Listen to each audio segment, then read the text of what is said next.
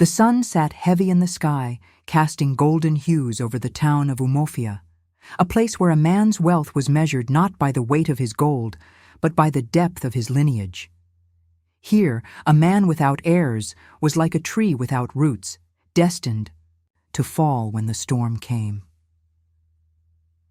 In the heart of the town, beyond the bustling markets and the thatched compounds of traders, stood the estate of Chief Nkemdilim, a man whose name carried both fear and admiration. The elders of Umuofia often sat beneath the ancient baobab tree, whispering stories of men who had tried to challenge the order of things. None had succeeded. For the spirits of the ancestors watched, ensuring that justice was always served. No matter how long it took, that was the law of the land, a law no man could escape. Nkemdilim had not been born into greatness. His father had been a simple farmer, his mother a woman who wove cloth and sang stories to put him to sleep. He had spent his youth with calloused hands, selling wares under the hot sun, his feet thick with dust. But fate had been kind to him. Or perhaps fate had only given him what he had stolen from others. The chief's rise was swift, ruthless. He had started as a merchant, trading kola nuts and fine fabrics, until his business grew into an empire that stretched beyond Umuofia's borders. He bought lands, built trade routes, and amassed wealth that few could dream of. With money came power, and with power came fear. By the time he was 30, men no longer called him by name. He was the chief, the one who settled disputes, the one whose word was law. But even the strongest of men knew that no kingdom was truly secure, and Nkemdilim, for all his riches, had an empire without an heir. The chief's wealth flowed like a great river, but rivers had a way of hiding their deepest secrets beneath the surface. At his grand estate, servants walked with heads bowed, whispering of the misfortunes that plagued the house. Some spoke of the chief's sleepless nights, of the way he would sit alone in his great hall, staring at the shadows cast by the flickering lanterns. "The chief has everything, yet he is a man troubled," one of the housemaids murmured to her sister as they pounded yam. But there was something far darker that none dared speak of aloud. The chief had once had a wife before Amaka, a woman whose name had faded like the morning mist. Some said she had been too frail for the life of a chief's wife. Others said she had simply vanished, leaving behind no trace. But the truth was a dangerous thing in a house built on secrets. They called Amaka the jewel of Umuofia, but those who looked closely saw that her beauty was that of a sharpened blade, gleaming, deadly, and swift in its purpose. She had arrived in the chief's life like a storm, her presence undeniable. With skin the color of polished mahogany and eyes that sparkled with hidden intent, she had captivated him, weaving herself into his world like a spider spinning silk. "A woman like that does not love a man," the village women whispered, watching. The way Amaka's laughter rang hollow. "She loves what a man can give her." And they were not wrong. For Amaka's love was not for the man, but for the wealth that came with him. The chief's first wife was now a mere whisper in the wind. Her name had long been erased from the records, her belongings discarded like dry leaves swept away by the Harmattan wind. Some said she had fallen ill and withered away. Others said she had angered the spirits and was taken in the night. But Amaka knew the truth. She knew because she had ensured it. She had come into the chief's life like honey, sweet, irresistible. But honey often concealed the poison beneath. And once the first wife was gone, Amaka took her place, ensuring that no rival would ever rise to challenge her rule. Like a spider, she wove her influence through the chief's house. "That one must be dismissed," she would say to the chief, her voice soft, her smile ever so charming. And the next day, a loyal servant would disappear, never to return. She ensured that none stood in her way. No relative too ambitious, no elder too curious, no servant too loyal to the past. One by one, she cut away the pieces of the chief's old life until only she remained at the center of his world. but even the blind eventually see the light. The chief was growing old, and with age came a new kind of wisdom. He watched Amaka now, not with the eyes of a lover, but with the eyes of a man who had seen too many betrayals. He saw the way she laughed a little too quickly, the way her hands tightened when someone mentioned the past. "There is something in this house that does not sit right," he muttered one evening, his voice barely above a whisper. But whispers had a way of growing into storms. The chief's once mighty hands now trembled as he held his walking staff. Age was no longer his friend, and neither was time. "When I die, who will hold this house together?" he asked himself. He knew one thing: it could not be Amaka. So he did something that no one expected. He wrote a will, not a will of gold, but a will of truth. A will that would change everything. In a small village far from the estate, a boy grew into a man without knowing his true name. Obinna, a name the chief had kept hidden for years. A name that Amaka must never learn. Under the moonlit sky, the chief took up his pen, his hands shaking as he scrawled the words that would seal his legacy. His wealth would not go to Amaka. It would go to the son he had never raised. And with that final stroke of ink, fate was set into motion. But a woman who has lived by manipulation, and deceit can always feel when something is amiss. Amaka sensed it in the air, like the way a lioness smells a storm before it arrives. Something was changing, and she would not sit back and watch her empire slip through her fingers, not without a fight.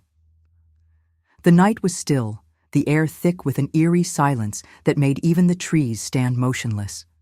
The moon hung low, a solemn witness to the shifting fate of Chief Nkemdilim's house.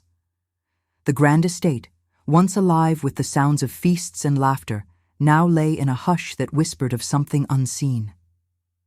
An owl cried in the distance, a sound of warning. Somewhere inside the chief's chamber, a candle flickered, casting long, twisted shadows on the walls. The great man who had ruled over Umuofia with an iron hand lay motionless, his chest still, his eyes staring into the void. Death had come in the quiet of the night. The first to find him was Onyedika, the head servant, a man who had served the chief since his youth. His hands trembled as he touched the chief's cold skin, his heart pounding like a distant war drum. He staggered back, his voice shaking. "The chief is gone," he cried, his words slicing through the silence like a blade. The household erupted. Servants ran in all directions, their hushed murmurs quickly turning into a wail that spread like wildfire through the estate. "The chief is dead! The chief is dead!" The gates of the grand house flew open, and the people of Umuofia began to gather outside, some clutching their wrappers, others still rubbing the sleep from their eyes. "How can a man as strong as the chief die in his sleep?" an old woman muttered. "Tia. Ancestors must have called him to judgment," another whispered, shaking his head. But not everyone believed in fate. Some believed in poison. Among the mourners stood Elder Chigozi, a man of wisdom, his face carved with the lines of many seasons. He stepped forward, his voice rising above the noise. "This is no ordinary death," he declared. "The chief was a warrior, a man of many battles. He could not have fallen without reason." The crowd murmured in agreement. "There must be an investigation," the elder continued. "We must not anger the spirits by letting this go unanswered." But while the people debated the cause of death, Amaka stood apart, her face hidden behind a veil of grief. Tears rolled down her cheeks, her shoulders shook, but behind the veil, her eyes were calculating. "It is a tragedy," she said, her voice breaking, "but we must not allow our sorrow to tear us apart. The chief is gone, but his house must not fall into chaos." Her words were soft, yet they carried a hidden weight. She was already planting the seeds of control. That night, while the estate mourned, Amaka sat alone, her fingers tapping against the wooden arm of her chair. She knew that if there was a will, there might be an heir. and if there was an heir, her fortune was in danger.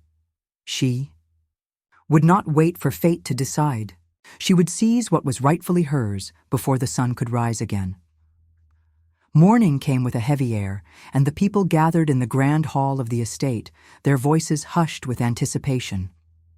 At the center of the room sat Elder Chigozie, the chief's most trusted advisor. Before him, on a table carved with the symbols of the ancestors, lay a sealed scroll, the chief's will. "Let all who have a stake in this house bear witness," the elder announced. "The chief's last words shall be heard today." Amaka stepped forward, her hands clasped tightly before her. She was ready to hear her name, to claim what she had fought for. But when Elder Chigozie broke the seal and began to read, the words that left his lips shattered the air like thunder. "The estate, the wealth, and the name of Chief Nkemdilim shall be inherited by my son, Obinna." A gasp rippled through the hall. "Obinna?" someone whispered. "A son?" Another voice trembled. Amaka's heart stopped. "No," she breathed, her vision blurring. "No, it cannot be!" She surged forward, snatching the will from the elder's hands. "This is a lie!" she screamed.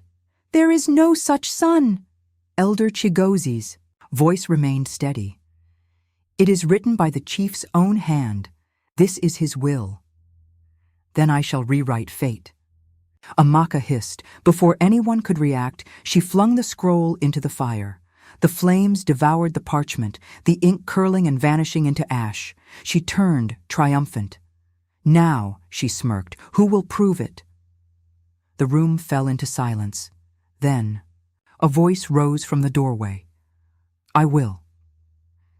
The people turned as a young man stepped into the hall, his face unfamiliar to many, but his eyes unmistakably those of Chief Nkemdilim. His clothes were simple, the fabric worn from travel. But his stance, strong, unwavering, spoke of the blood that ran through his veins. "I am Obinna," he said, his voice firm, "and no fire can erase the truth." The hall erupted in chaos. Some whispered in disbelief, others nodded knowingly, as, though the spirits had whispered to them long ago that this day would come. Amaka's fingers dug into her palm. "Guards!" she barked. "Remove this impostor!" 2 men stepped forward, but before they could lay hands on Obinna, Elder Chigozie lifted his staff. "Hold your hands if you value them," he warned. "This matter shall be decided by the council." The room stilled. Amaka trembled, but not with grief, with rage, with fear. For the first time in years, she was not in control. As the drums of judgment began to beat, summoning the village council, she knew that her fight was far from over, and neither was Obinna's. Fate had returned, and it had a debt to collect. The air in Umuofia was thick with expectation. The people gathered under the sacred baobab tree, the great mother of the land, whose roots stretched deep into the soil where the ancestors rested. The wind carried murmurs, blending them into a hum that filled the air with both fear and anticipation. At the center of the gathering sat the village elders, their faces etched with wisdom, their eyes unreadable. The women clutched their children close, while the men stood with arms folded, waiting for justice to speak. A hush fell as the high priest of the ancestors, draped in the robes of his forefathers, stepped forward, his staff adorned with cowrie, shells that rattled with every step. "We summon the spirits of truth and justice," he called, his voice carrying over the restless crowd. He reached into a clay bowl, lifting a bundle of sacred herbs. He tossed them into the fire at the base of the baobab, and smoke rose in twisting tendrils, thick and fragrant, curling into the sky as though whispering secrets to the gods. "Let the ancestors bear witness. Let the truth be revealed." The flames crackled, and the people held their breath. Then, from among the elders, Elder Chigozie stepped forward, holding a sealed clay pot. The moment he raised it, Amaka's smirk faltered. The chief was wise, Elder Chigozi said.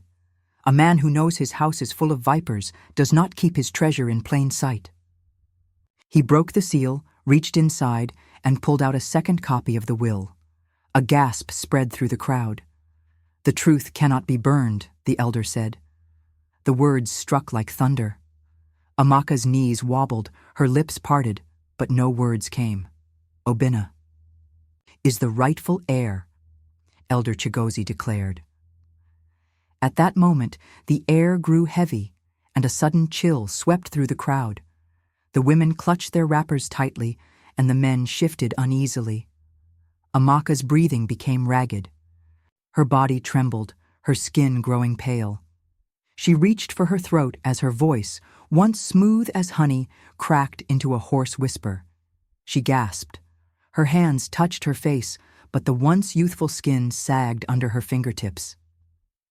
A burning heat gripped her chest as though something unseen was pulling life from her body. The elders exchanged knowing looks. The ancestors are reclaiming what was stolen, one of them murmured. Amaka stumbled backward, shaking her head. No, no, this cannot be. But fate had spoken. The market was not as it had been before. Eyes that once bowed before Amaka now refused to meet hers. The guards who had once obeyed her commands now looked away as she passed. Her fine robes clung to her like a mockery of a past life. She was a queen no longer. She moved with haste, her feet bare against the hot earth, her breath heavy. There was only one man left who could save her. The people watched as she made her way through the alleys, past the vendors who once scrambled to serve her. She reached the old hut at the edge of the village. The smell of herbs and old firewood filled the air. The sorcerer sat cross-legged by the flame, his eyes barely lifting as she entered. "You are cursed," he said before she could speak. She froze, her lips trembling. "You knew?" He nodded. "The spirits do not take kindly to those who defy their will." Amaka fell to her knees, her voice breaking. "Then you must undo it. You must return what has been taken." The sorcerer gazed into the fire, watching the embers shift and dance. "You ask for what is beyond my power," he said. "Your curse is not of man, but of the ancestors." Her body trembled. "Then tell me what I must do." The sorcerer picked up a handful of bones and cast them into the fire. The flames flared and the bones cracked loudly. He studied them, then spoke. "Only through repentance and surrendering what was stolen can the spirits be appeased." Amaka's breath came in shallow gasps. "No!" she spat. "If I return the wealth, I will be nothing." The sorcerer did not answer. Her hands balled into fists. To admit defeat, to bow before Obinna, it was unthinkable. But as she turned to leave, her knees buckled and she collapsed against the dirt floor. She gasped for breath. Her body had weakened further. Then she saw it. In the corner of the hut, the sorcerer had placed a black stone, polished and smooth. She caught sight of herself. Her hands flew to her face. Her once perfect skin was gaunt and hollow. Her eyes, sunken and tired. A strangled sob escaped her throat. For the first time in years, she wept. Her tears struck the ground like the first rains after a long drought. But no rain could wash away the sins of the past. The elders sat in their circle, watching Obinna with quiet expectation. "What shall be done with the woman who sought to erase you?" one of them asked. The crowd murmured. They knew what should happen. She should pay, she should be punished. But Obinna looked past the anger, past the whispers of vengeance. His father's voice echoed in his mind. "A man is not measured by how he takes revenge, but by how he restores balance." He took a deep breath. "Let her live," he said, "but let her carry only the weight of her own deeds." The village erupted in whispers. "No death? No punishment?" Elder Chigozi stroked his beard, then nodded. "The wisdom of the Father flows in the Son," he said. She walked barefoot into the wilderness, her back hunched under the weight of regret. She was given only a single cloth to wrap around her body and a wooden staff to lean on. The land that had once been hers was now a distant memory. As the sun set behind her, she turned one last time, looking back at the village she had ruled.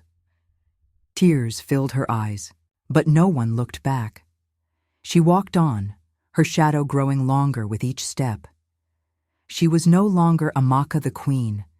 She was only a name that would become a warning. The villagers sat by the fires that night, their voices hushed, their eyes thoughtful. Thihi, elders spoke. Wealth without honor is like a river without water. The ancestors see all. When the time comes, they will always take back what was stolen. The story of Obinna and Amaka would be told for generations, a tale of greed and justice, of loss and redemption, a tale that no one would forget, because fate never forgets. The dust had barely settled, and the echoes of the past still clung to the air. Obinna stood before the people of Umuofia, not as the forgotten son, not as the hidden heir, but as a man who carried the weight of his father's name and legacy. Tui, great compound that had once belonged to Chief Nkemdilim, a house built on power and deception, now stood open, its doors no longer shut against the very people it was meant to serve. The wealth of his father, the lands, the cattle, and the gold. Obinna did not hoard them for himself. He walked among the people, speaking with the elders, sitting with the children, listening instead of ruling, guiding instead of dictating. "We will build anew," he declared. "This wealth will not sit in chests gathering dust. It will flow like the river, bringing life to all." The villagers whispered among themselves. "He is his father's son, but he is not his father," one elder murmured. "No," another said, "he is something more." And so, stone by stone, the village was rebuilt. The roads that once led only to the estate now stretched to the farmlands, to the river, to the homes of the poor. The healers who once struggled with empty hands were given herbs, medicine, and knowledge to tend to the sick. The children, who once sat idle in the dust, were led into the shade of new schools, where they would learn to write, to count, to read the wisdom of those who came before them. The people watched, and their doubt turned to faith. The chief's son had returned, but he had brought with him more than wealth. He had brought honor, and the ancestors smiled upon him. She was once a queen. Now she was nothing. The fine silks that had once clung to her body were long gone, replaced by rags that could barely shield her from the sun. Her feet, once kissed by the softest sandals, now knew the bite of the earth. She walked with her head down, avoiding the eyes of those who once bowed before her, but there was no escaping the whispers. She is the widow of greed, the woman who tried to steal fate. Even the servants who once ran at her command turned away, pretending not to see her. She opened her mouth to speak, but her voice, now weak and brittle, betrayed her. Even the spirits whispered her name, their voices in the wind, in the rustling of the trees, in the distant roll of thunder. They were watching, and they would not forget. Village to village she wandered, but wherever she went, the doors remained shut, the gazes remained cold. The once powerful woman was now a ghost, a shadow of what she had been. Her stomach twisted with hunger, but no hand offered food. Her limbs ached, but no home welcomed her. She had taken everything, but now even the ground beneath her feet rejected her. She had no name. She had no place. She had only the past and the weight of her sins upon her shoulders. The night was cold, and her body could no longer fight against the wind. She stumbled upon an ancient tree, its roots thick with the wisdom of time. She lowered herself beneath it, her back pressed against its rough bark, her breath coming in shallow gasps. She tilted her head to the sky, where the stars blinked like the eyes of the ancestors. A single tear slid down her cheek. "Nkemdilim," she whispered. Her voice was barely there, like a leaf caught in the breeze. But the wind did not answer. and she knew then it was too late. No one saw when she left. No one knew where she had gone. One night, she simply vanished into the darkness, leaving behind nothing but the whispers of her name. Some say she was swallowed by the spirits. Others say she walked into the wilderness and never returned. But the elders knew the truth. They gathered beneath the baobab tree and spoke, softly, their voices laced with warning. The spirits do not forget. The ancestors always take back what was stolen. And the people listened. At dusk, the fires burned bright, and the people sat in a circle, their eyes reflecting the flames. The elders spoke, their voices steady and solemn. "Let the children hear this story," one of them said. "Let them learn what must never be forgotten." The children leaned closer, eyes wide, and so the story was told, of the widow who burned the will, of the son who restored honor, of the spirits who took back what was stolen. The river flowed, the wind whispered, and the lesson was passed down. Generation after generation, wealth without honor is like a river without water, the elders would say, and the people nodded in agreement. True riches lay not in gold, but in a good name. Obinna's name lived on. It was sung by the griots, told in the marketplaces, written in the stars. The heir who did not seek vengeance, but restored balance, the villagers would say with pride, and the spirits smiled. Time passed, but the story remained. The tale was passed from elder to child, a warning and a lesson.